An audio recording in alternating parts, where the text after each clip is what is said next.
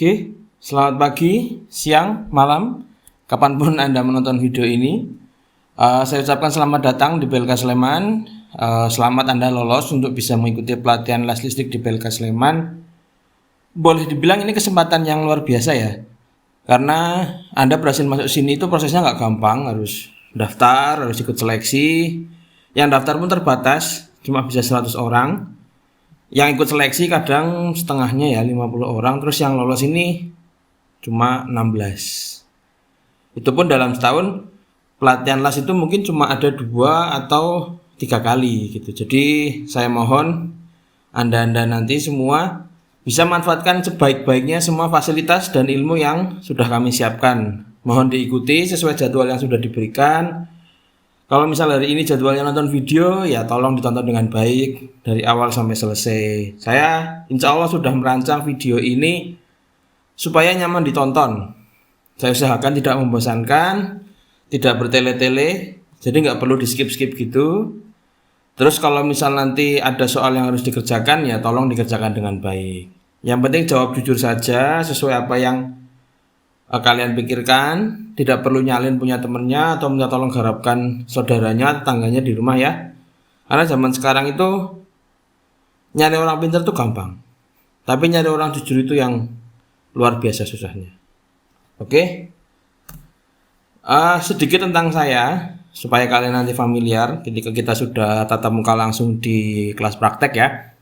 Nama saya Muhammad Faisal Fahri Bowo. Silahkan nanti kalian manggil saya Mas Faisal atau Pak Faisal gitu ya, nggak apa-apa. Saya asli Cilacap, tapi udah lama tinggal di Jogja dari zaman kuliah. Saya kuliah di Teknik Mesin UGM. Saya lulus tahun 2018, terus saya kerja dari lulus itu sampai 2020 saya kerja di laboratorium di kampus. Itu di Laboratorium Teknologi Logam.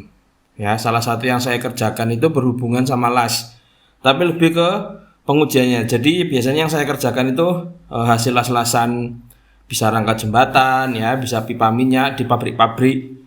Itu ketika ada kerusakan atau ketika akan dipakai, itu biasanya diuji di lab saya dulu.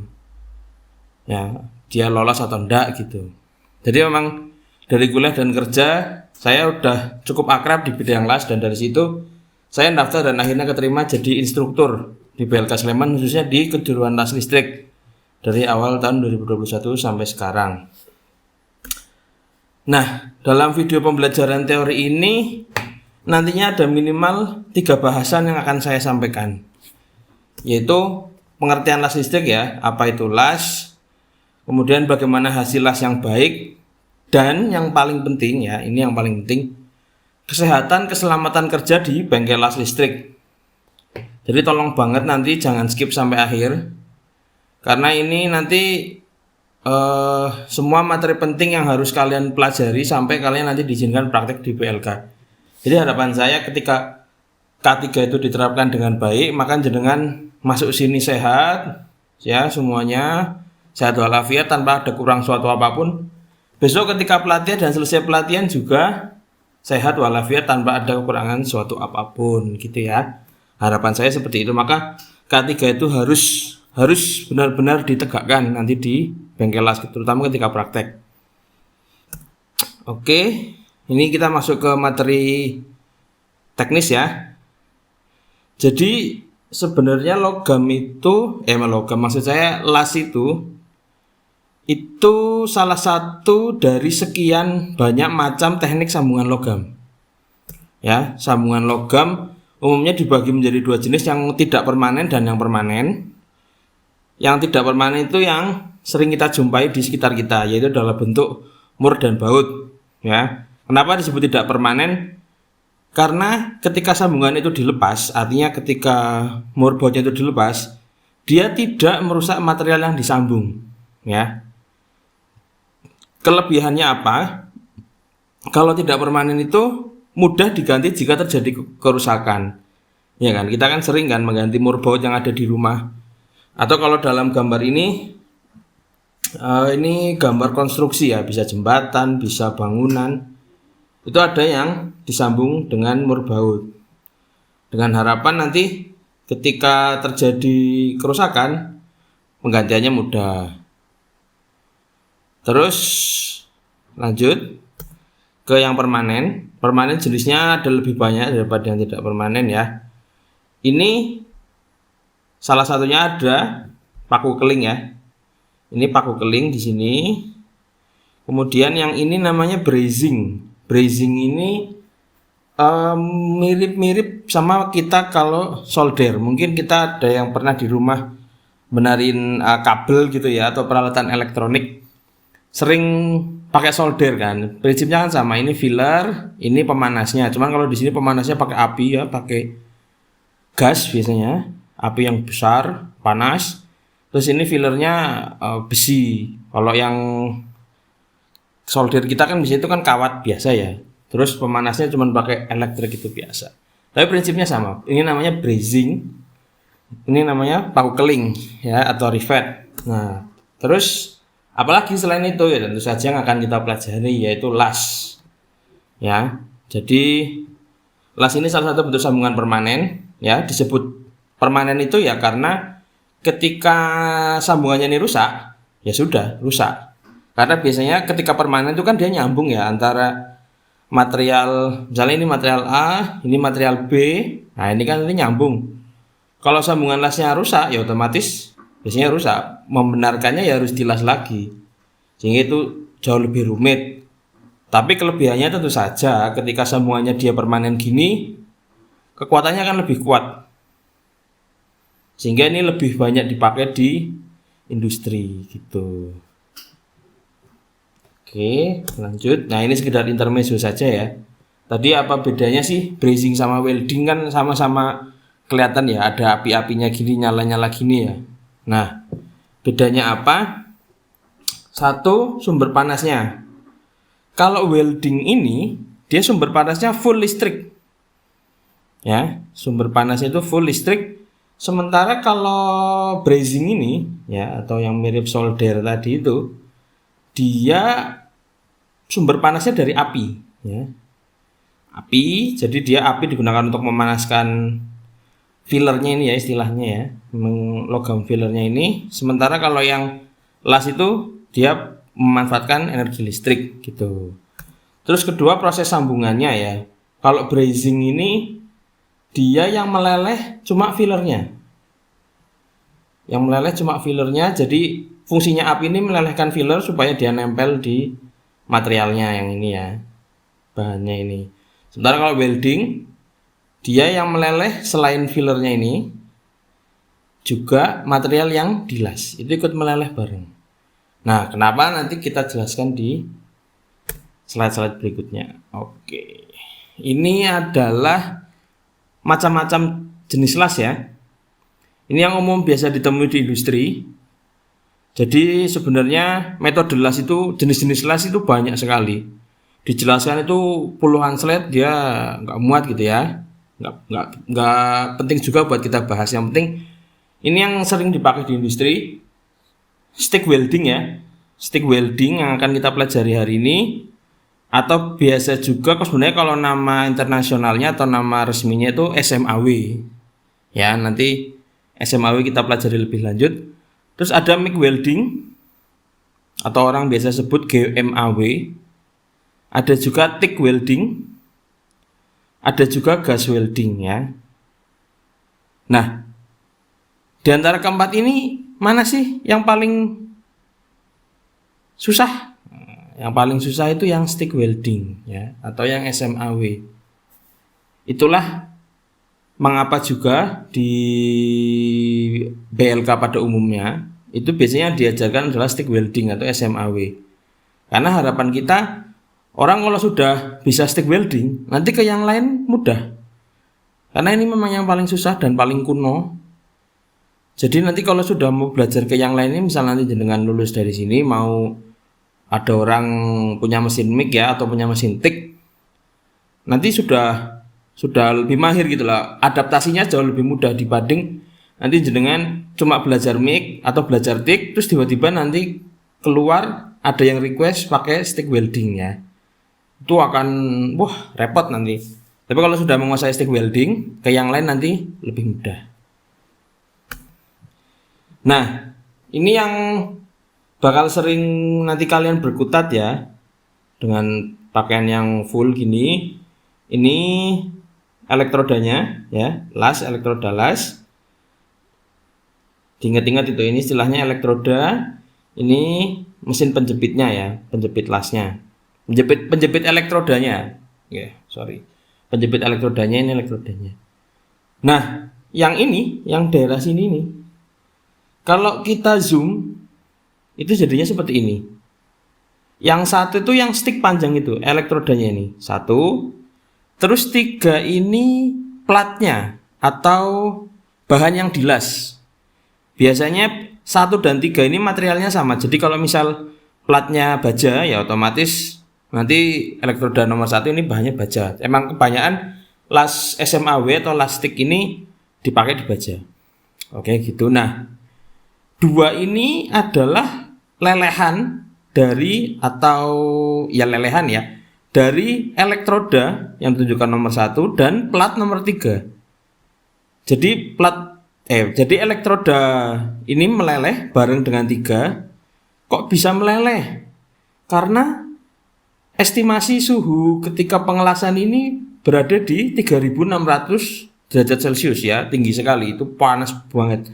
3600 derajat Celcius, sedangkan titik leleh baja ya atau besi pada umumnya itu di sekitar 1500. Jadi ini sudah 2 kali lipat lebih.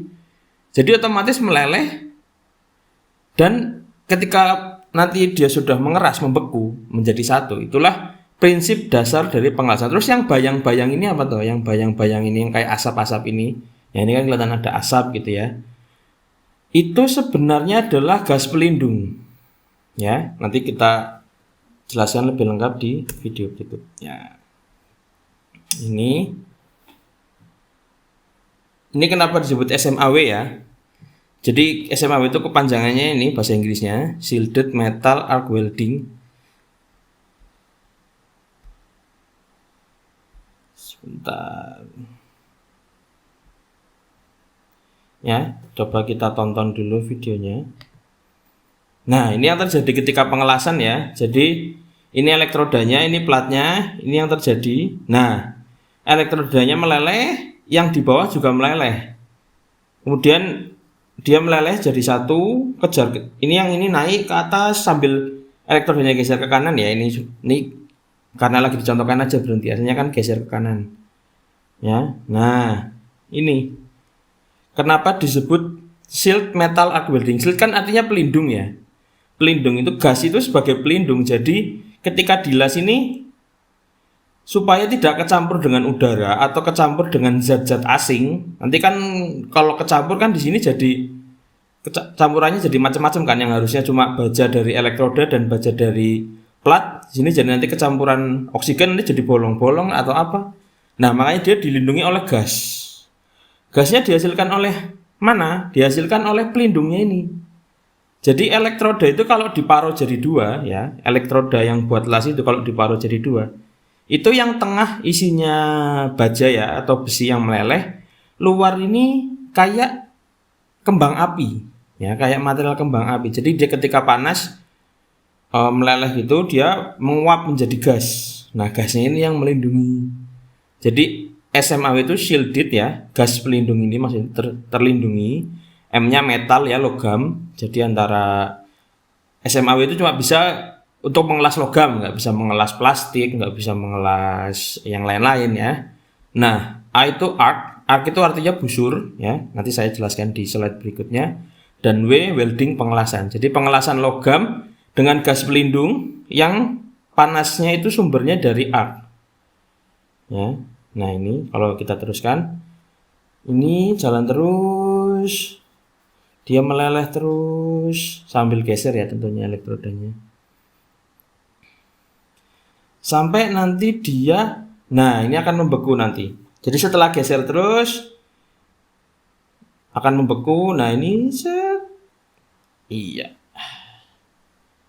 Nah jadi seperti itu. Nah nanti terak-teraknya ini ya, istilahnya terak ya atau selak, itu yang bertugas melindungi hasil lasnya setelah selesai gitu.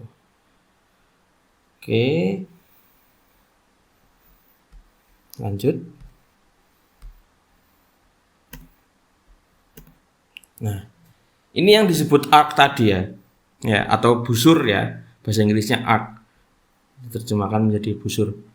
Ini yang terjadi ketika aliran listrik ya, positif negatif itu didekatkan sangat dekat tapi tidak menyentuh. Sangat dekat sehingga elektron yang ada di masing-masing ini saling berlompatan. Nah, berlompatan perpindahannya ini disebut arc. Nah, arc itu sendiri diperkirakan ya dengan menggunakan alat-alat tertentu suhunya itu sekitar 6000 derajat Celcius. Makanya tidak heran ini kan baru satu ya. Bayangkan kan tadi kalau ini kan hanya satu kawat kecil, sedangkan elektroda las itu kan diameternya kadang ada yang 26 mili, ada yang 32 mili gitu ya. Sehingga akan jauh lebih besar arc yang terbentuk ya. Jadi ini arc ya.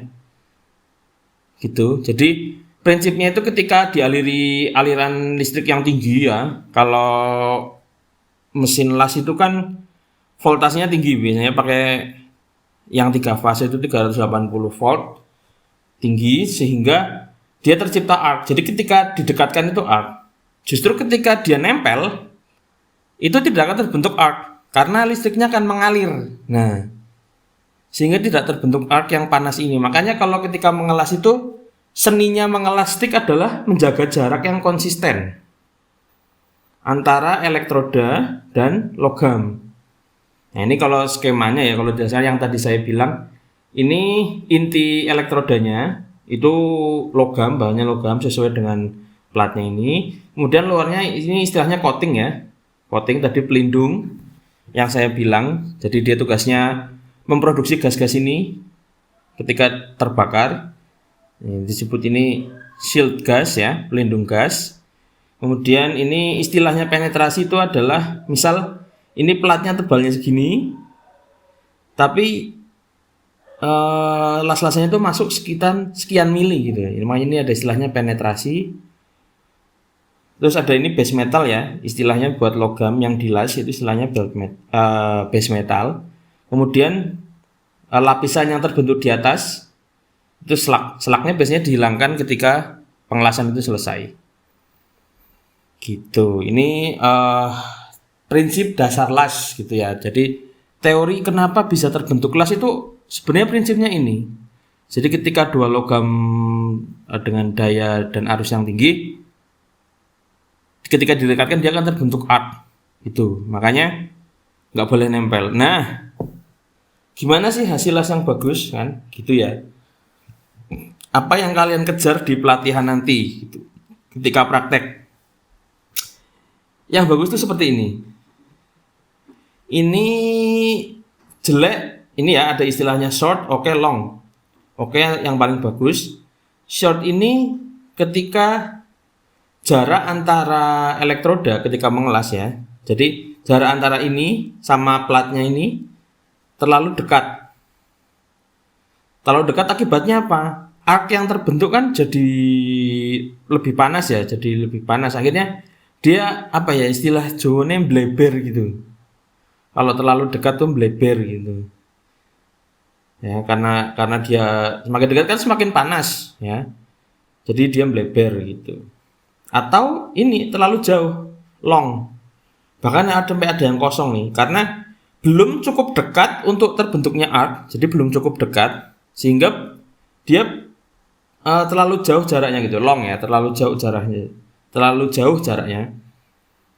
Akibatnya gini, ada yang kecil sekali ya karena jaraknya terlalu jauh itu, ada yang bahkan tidak terlas sama sekali. Itu. Kalau yang ini berarti dia jaraknya pas. Itu. Ini kalau dipotong ya, dilihat dari samping.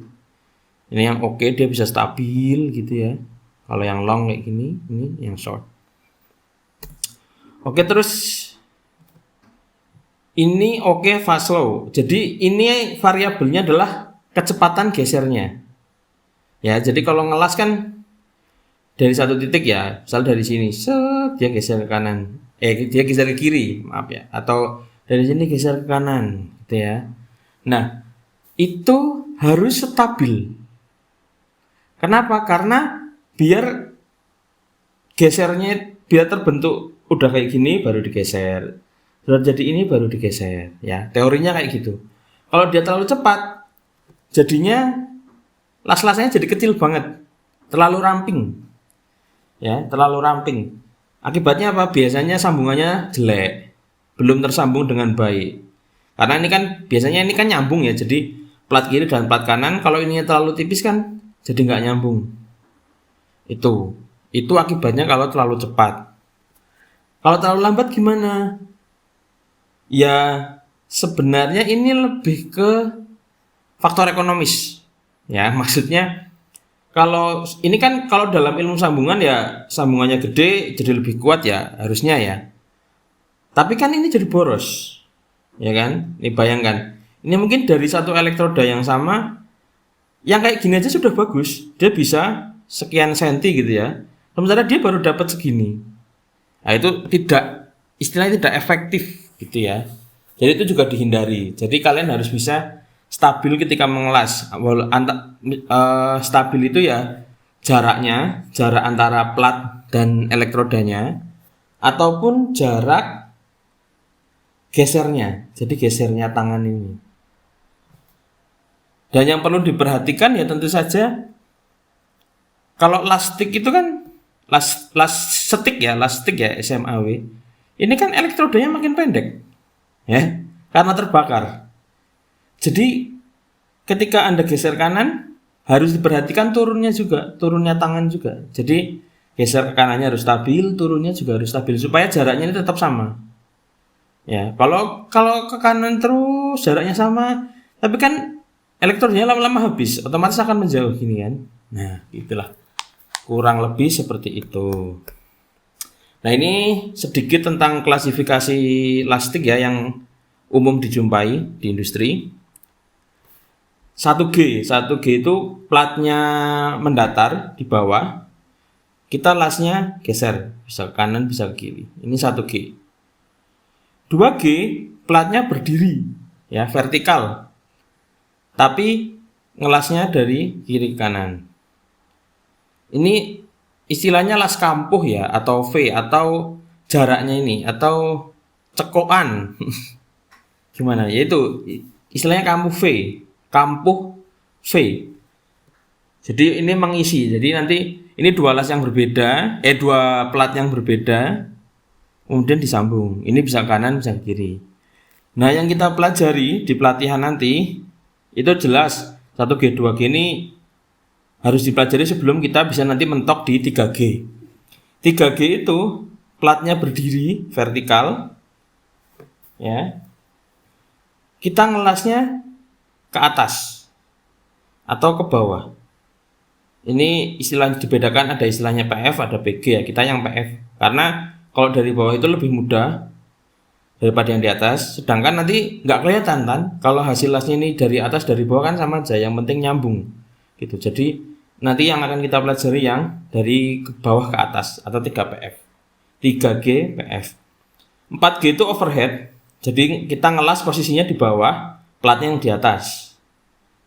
Ya, dari depan ke belakang, dari belakang ke depan bisa.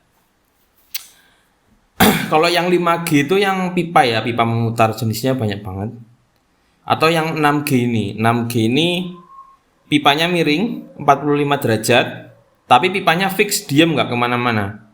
Yang bergerak tukang lasnya atau elektrodanya yang bergerak. Gitu. Nah ini intermezzo lagi ya. Ini namanya underwater welding atau pengelasan bawah laut. Ini gajinya, kalau yang saya baca-baca di internet, dan ya kemungkinan besar ini benar ya, karena memang banyak testimoni dari senior-senior saya dulu zaman kuliah. Dia gajinya itu hitungannya per jam, dan biasanya karena yang hire itu perusahaan luar negeri, maka bayarannya dolar, meskipun kerjanya di Indonesia.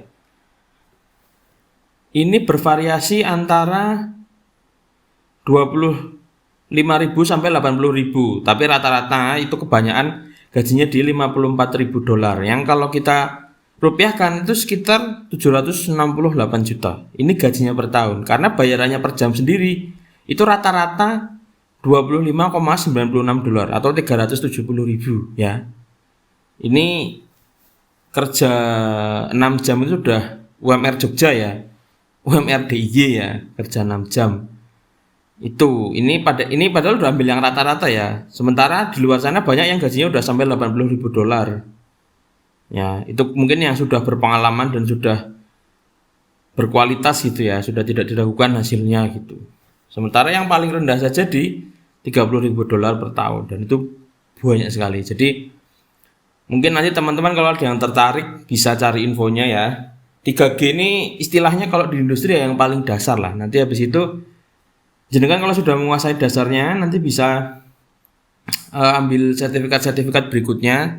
Tapi memang biasanya kalau yang kayak gini ini mahal ya. Maksudnya tidak ada pelatihan gratis kayak PLK gini. Nanti jangan harus siap keluar uang banyak di modal di depan. Dan setahu saya pekerjaan ini termasuk yang langka. Jadi maksudnya akan susah menganggur gitu kalau dari testimoni yang sering saya baca ya. Masih jarang terutama di Indonesia. Makanya masih banyak yang tertarik. Tapi itu harus siap dengan segala resikonya ya. Bekerja di bawah laut, harus bisa menyelam sambil mengelas gitu. Ini hanya untuk intermezzo saja. Mungkin kalau teman-teman sekarang ada yang tertarik bisa nanti cari infonya banyak ya gitu. Nah sekarang masuk ke materi yang paling penting ya, materi kesehatan keselamatan kerja atau K3. Di bengkel nanti satu, lingkungan kerja harus rapi, bersih, nyaman. Jadi kalian datang bersih, pulang juga harus bersih. Jadi hindari sekali ada barang-barang yang berserakan di lantai karena itu bisa bikin kepleset ya, bisa bikin nanti kepleset itu dampaknya bisa banyak banget kan, bisa yang jatuh atau ada yang misalnya ya amit-amit ya ada yang patah tulang, patah kaki gitu kan. Itu sangat disayangkan nanti tidak bisa ikut pelatihan. Makanya datang bersih, selama pekerjaan juga harus bersih. Jangan ada tumpahan air, tumpahan minyak ya. Jangan ada yang di lantai, langsung dibersihkan saja. Kalau lihat nggak harus nunggu disuruh instrukturnya, nggak harus nunggu ngajakin temennya. Lihat ada apa yang berantakan, tolong diberesin aja. Minimal taruh di atas meja gitu ya kan, jadi nggak kepleset gitu. Kedua, listrik hati-hati. Mesin las kita ini sudah saya jelaskan tadi ya, beroperasi menggunakan listrik 3 fase atau 380 volt. Sementara kalau rumah kita biasa kan 220 volt ya. Jadi ini jauh lebih berbahaya dari listrik rumahan biasa. Ini kalau kata orang-orang K3 itu berbahayanya 5 kali lebih lipat. 5 kali lipat lebih tinggi daripada listrik rumahan biasa. Jadi tolong diperhatikan sekali mana-mana saja area yang itu berbahaya listrik, tolong dihindari dan jauhkan dari cairan ya, segala macam. Saya kira sudah paham lah, ini harus ditekankan ya. Kemudian yang ketiga, gas yang timbul dari las sangat berbahaya jika dihirup langsung. Kan tadi sudah saya jelaskan ya, gas itu tercipta dari pelindung yang ada di luar elektroda logam elektroda. Nah, itu kan terbuat dari logam juga. Ya, ada zinc, ada magnesium, salah satunya ya. Itu kalau masuk ke paru-paru ya jadi magnesium juga. Dan itu sangat berbahaya karena logam itu kan sifatnya tidak dapat dicerna tubuh ya. Atau bersifat racun, poisonous. Sehingga kalau dia udah masuk paru-paru ya selamanya akan ada di paru-paru. Dia tidak bisa keluar. Makanya sangat penting buat, kalau alhamdulillah ya di BLK ya kita punya mesin semacam ini. Memang belum yang secanggih ini ya. Ini yang sudah levelnya industri. Punya kita nanti penghisapnya ada di atas kepala. Nanti langsung keluar cerobong. Nah, itu pasti akan dinyalakan. Cuma karena kita dekat, maka kita tetap harus pakai masker. Ya, jadi sebelum ada pandemi COVID-19 ini pun ya namanya ngelas harus pakai masker. Syukur kalian kalau punya respirator khusus ya yang buat industri. Ya nanti saya jelaskan respirator. Atau paling enggak kalian pakai masker ya minimal bisa didobel lah ya. Jadi itu lebih aman karena ini memang berbahaya gasnya ini. Makanya kalau standarnya ini ya, cuma kan ini alatnya mahal, BLK belum bisa beli, kita pakai yang hisapnya dari atas kepala sini. Itu. Jadi ini nanti menghisap gasnya. Kemudian ini wajib dipakai setiap saat di area kerja pengelasan. Apa saja ya? Satu, baju lengan panjang. Atau bisa kalian siasati ya karena seragam dari BLK itu lengan pendek ya. Bisa kalian pakai manset itu yang cuma di lengan itu. Atau kalau enggak ya minimal kalian pakai sarung tangan ini setiap saat. Ini sarung tangannya nanti disediakan ya dari BLK. Jadi nanti kan kalian sudah diberi seragam. Nanti di BLK. Kalau seragamnya kan bisa dibawa pulang ya di rumah. Nanti kalau yang lain-lain nanti ditaruh di BLK. Jadi dipakai ketika akan mulai pelatihan, selesai pelatihan dikembalikan lagi. Sarung tangan ya.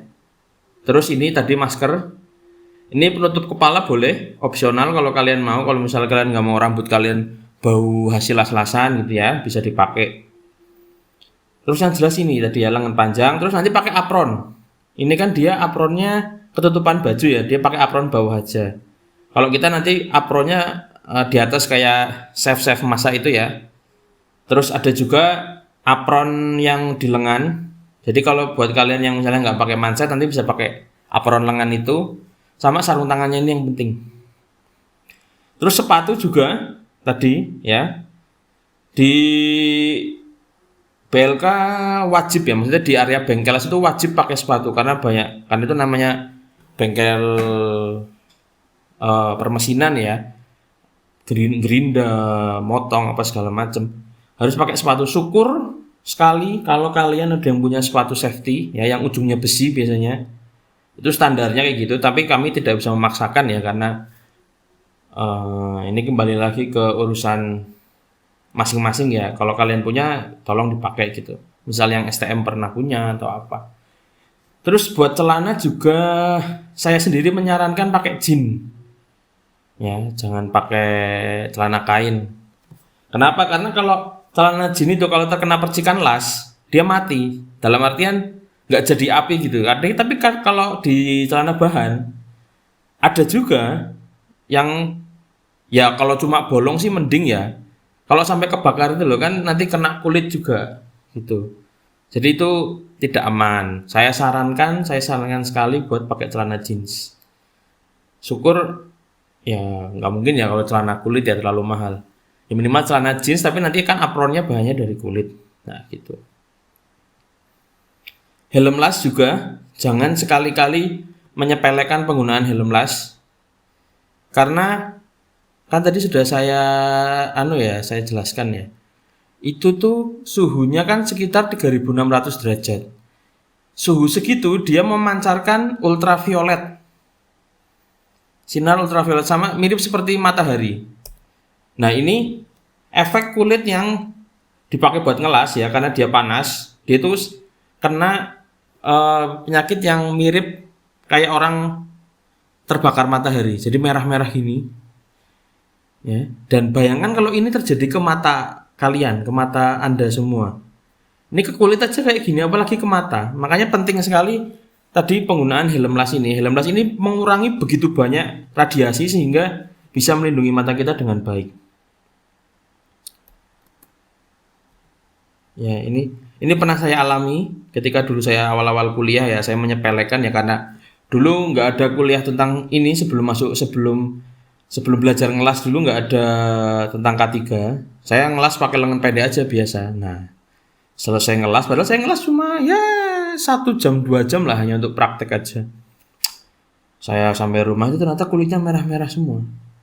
Dan ini aduh ya gatel, ya perih, ya sakit. Sembuhnya setelah ngelotok, jadi kulitnya nanti ngelupas sampai tumbuh kulit baru. Nah, itu baru hilang dan itu lama, itu mungkin 1 bulanan lah. Saya kayak orang apa itu kulitnya ngelotok. Ya. Itu jadi tolong diperhatikan baju menutup semua termasuk sampai ke mata. Ini dia pakai tambahan kacamata ya. Itu ya bebas sih, terserah. Supaya ini biar gasnya itu juga nggak masuk mata.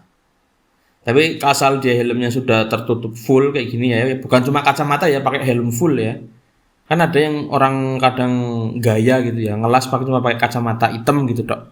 Itu bahaya sekali sebenarnya, karena kacamata hitam itu nggak cukup untuk menolak radiasi ultraviolet dan inframerah yang muncul dari arc hasil pengelasan. Jadi ini harus dipakai setiap saat ketika kalian mau mulai ngelas. Itu yang saya tekankan. Jangan menyepelekan, instruktur selalu memperhatikan ya. Dan ini semata-mata buat keselamatan kalian juga. Jadi kalau kalian cedera kan ya yang rugi kalian sendiri gitu loh. Jadi saya pastikan nanti semua pembelajaran selama pelatihan harus mematuhi K3 yang sudah saya tetapkan. Gitu.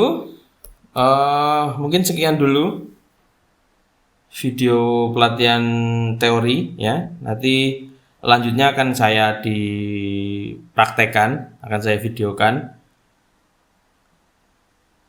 Sekian dari saya. Terima kasih. Silakan jika ada pertanyaan nanti bisa langsung menghubungi langsung saja ke saya. Terima kasih. Wassalamualaikum warahmatullahi wabarakatuh.